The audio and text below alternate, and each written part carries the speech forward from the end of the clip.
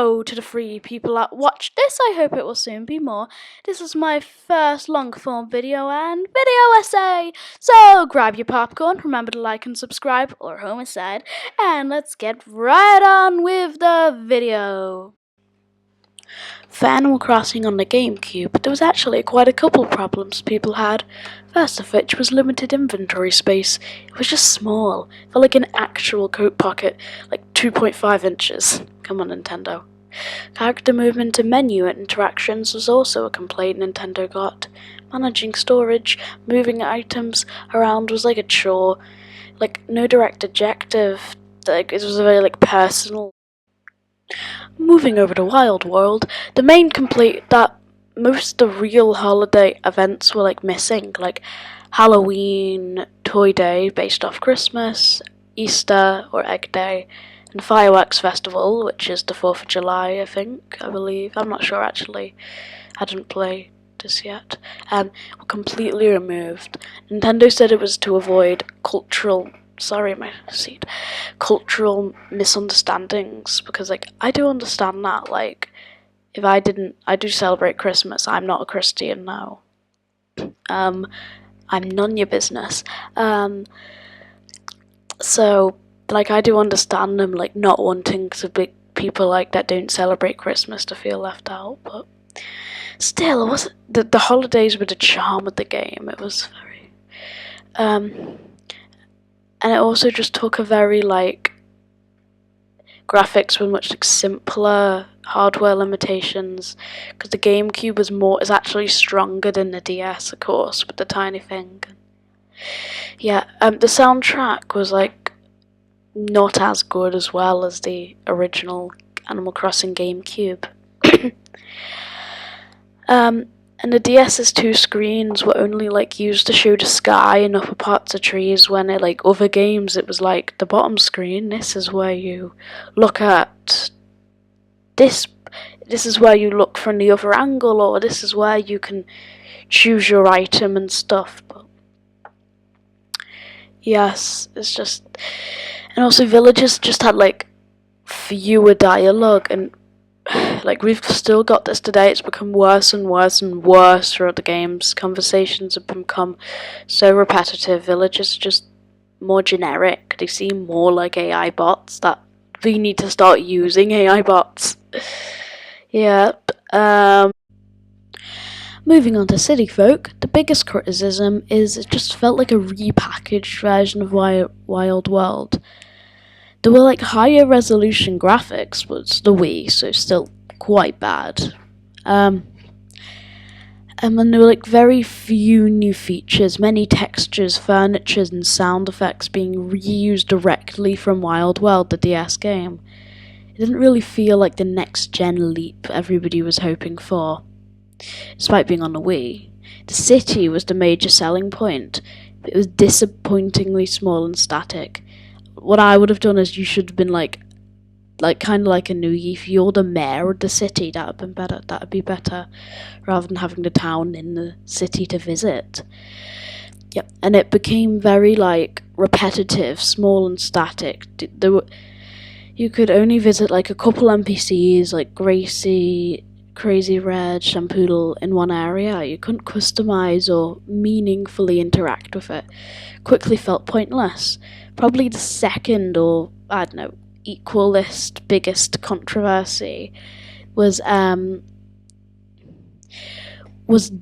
dirt trails. If you walked on the grass just normally, it create giant dead dirt, dirt trails. Just punish players for just playing normally. This was bad, especially during winter when grass regrowth was slow.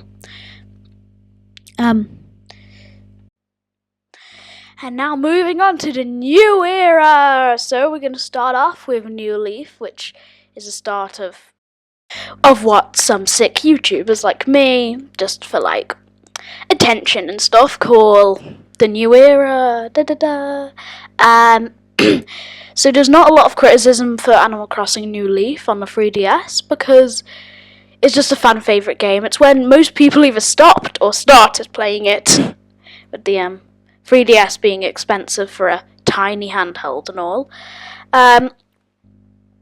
So these, after a lot of searching, I managed to find these three or something criticisms.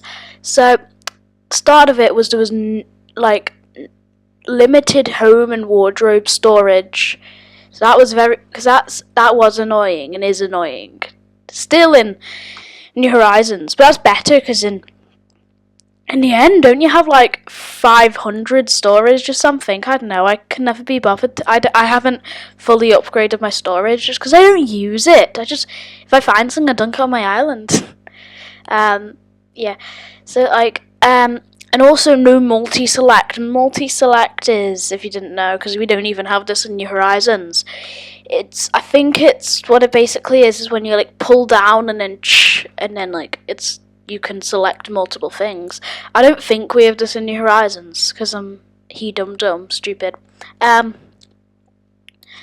just never think about I just never look at this stuff up. See if this stuff's something you can do. So yeah, and then the next criticism was organizing items. It's clunky. It's ordering. It's organizing a billion needles in a gigantic haystack, and everyone needs to have a specific place. Yeah, so it's extremely hard and stuff. Not literally that sort of thing, but yeah. And before the Welcome Amiibo update, which was a very it was probably the biggest update ever in Animal Crossing. Yeah, the biggest ever, because it was just so innovational. You can place furniture outdoors before the Welcome Amiibo update, like I said. Decorating the town before that was limited to structured work, public work projects benches and I don't know. I haven't played New Leaf yet, so yeah. If it is, by the way, question for you, Riedelmans, watching this. Do you have any good emulators I can use? Because that's what I use to play this stuff. Because I just have a stupid Switch. Sorry. I hope the people that bought me the Switch can't hear me. Yep, so if you've got any emulators, because I'm using gamesfrog.net. Yeah, because I want to play more Pokemon and stuff. After my Pokemon series just got cancelled because it being so hard to make and stuff, and saves not saving. Anyway, this was actually all I could find for New Leaf because it was a fan favourite. It's very, very, very popular as a game can go. Yeah, and we made it to New Horizons, the biggest Animal Crossing game, second biggest on the Switch, and my personal favourite one. So the biggest criticism with Nintendo, I hated this too. I hate this to this day, that Nintendo released the last major update, 2.0, Animal Crossing New Horizons 2.0, in November 2021, just a year and a bit after, as well as the DLC. And we should have gotten more than one DLC. Splatoon got 2. They're getting too much attention. 7, I don't know, something crazy. 5 years after launch, and they're still getting updates this year. We're not though, sadly. Yeah. Also, everybody was hoping for live service. You'd be able to play it with every week. No, not week. That's absurd. That's Fortnite. Every month or 2 or 6 or something, we'd get an update or something. And also, Nook's Cranny had one upgrade, because in the old games, first of all, Tom Nook was running it rather than his slaves. So it just had the once you got Tommy out of his prison and resident services tent, he'd just come into this weird oak wood thing and hardwood and thing that you had to grind to be able to build. And then once you've played for like long enough, then this big thing appears, like it's like soft like birch sort of wood thing, and then you also get the clothes shop, which is kind of worth it. But still, unlike like the earlier games when you had like 5 expansions. The museum and Able Sisters, they were similarly static. They were like the museum had 1, and so did both of them. Only had like they didn't have any actually. They just had like no upgrades. They just had like their thing. They just had the museum. The museum, I understand. Yeah, you don't need. Oh no, actually, the museum gets the coffee shop. The Able Sisters doesn't get anything. They should have added like, or at least added the items from like behind Sable in the shop.